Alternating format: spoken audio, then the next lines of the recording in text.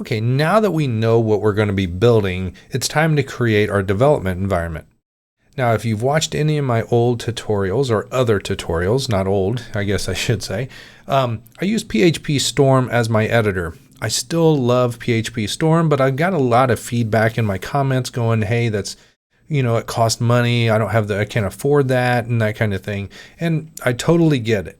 A lot of industry people are using Visual Studio Code, and that's what we're going to start using. And it took me a little bit of time to get used to it and to get it really set up to the way I want it to work. And I really loved the stuff about PHP Storm is the fact that it already had everything in it. I didn't need to add extensions or add all this plugin stuff. But unfortunately, free is always better. And we're going to start using Visual Studio Code. So here's what it would look like. Oh, and before we go any further, if you just go to, any kind of Google and look up Visual Studio Code, and it's free. You can download it right there, and it'll pick your OS, and you can download it. Now, you don't want Visual Studio. That's totally a different type of thing.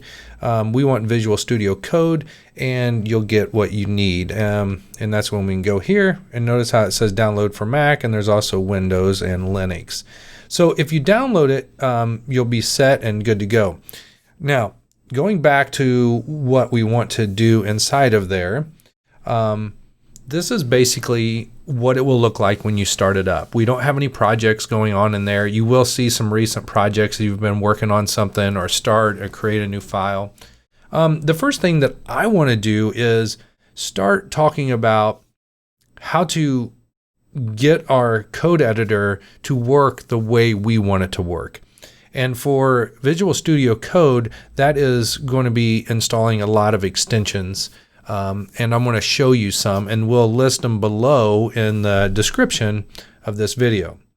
So I'm going to pull up my Word doc. And the theme that I'm using here is called Oceanic Next. Now you can use any theme that you would like. I would recommend you trying out several. I like the ones that are just easier on my eyes. It may not be easier on yours. So definitely try to get the one that you can work with the best. Now, I am going to give you some extensions that I feel that you need to incorporate into your editor here. One is this auto close tag. Now I'm going to go ahead and just copy this real quick. You can type it in, or we can type it in together. Go back to Visual Studio Code, and here's the way that you can add extensions. If you click on this little square box here, you'll notice that we pull up this extension manager. If you start typing in auto close tag, and you'll see it right here, you're going to see that this auto close tag is the extension that we want. I already have it installed, so you'll see an uninstall option for me. If this is the first time for you to set this up, you'll see an install button. Now, one thing I like about Visual Studio Code right now is that when you install it, you don't need to restart it. After every extension, you would have to restart Studio Code, and I didn't like that. So that was another reason, but they've really done a lot of good things with the updates. So again, auto close is a great one. That means when you open a tag, it will close it. And a lot of times, if you scroll down in these descriptions and details, it will show you what it's going to do. Now, notice how when he closed it with that right caret there, the other tag automatically closed. And one of the biggest things for new developers just getting into this is not closing the tags. So this is a perfect one to get. The next one is auto rename tag.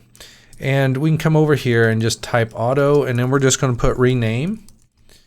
And it will go and find it for you. And here it is. And again, by the same person. And if we look at what this is doing, if you've, for instance, put a div on the page and you wanted to change it to a section, you change one and it changes it in both places. To me, this is another great extension.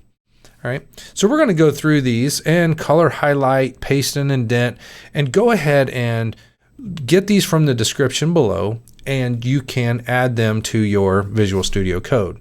Now, I want to just tell you the ones that are the best ever, and that's this Prettier. This Path IntelliSense helps. Live Preview, you can put that in there if you want.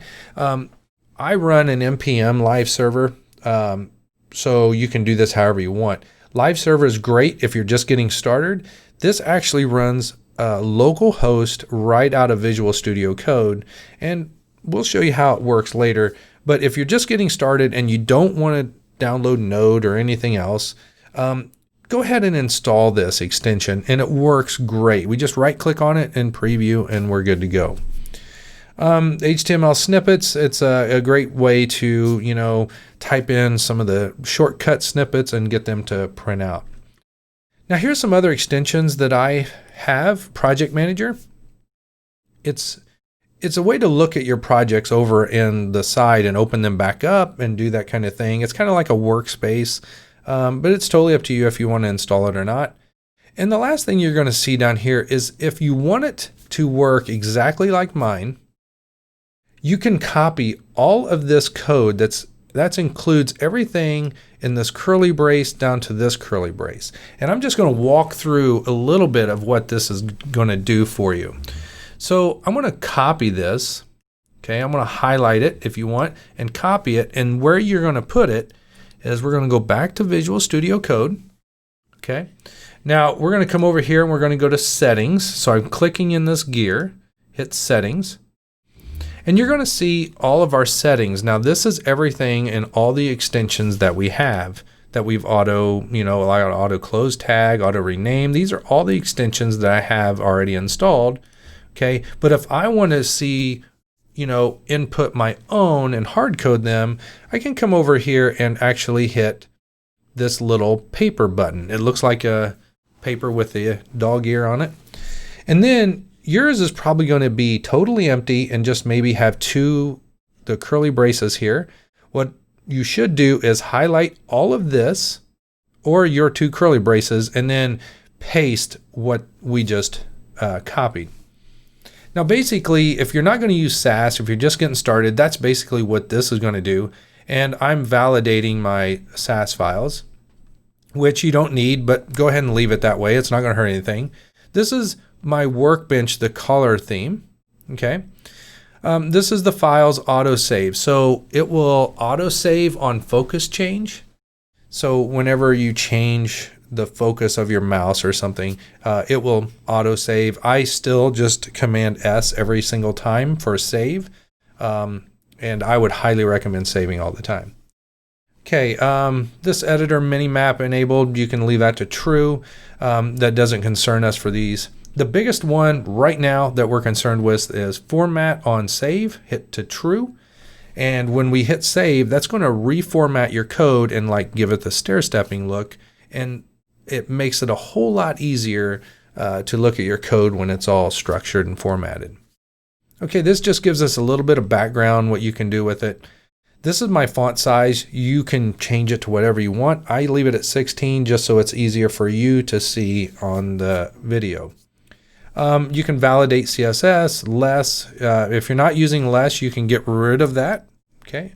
And then this editor word wrap is on. Okay, so what that means is if you get a line of code that is really long and goes off the edge, it will automatically rewrap down to the next line instead of going off the screen. I don't like to have to scroll right to left to see my code, so that's why I have it on there. So this is actually what we're going to paste in here. This is the settings. Make sure that you save it. Okay, and once you get done, that is all we need to do. Okay, so you can close the settings here. There's some other things that you can set in here. One thing, if we scroll all the way to the top, you can search settings.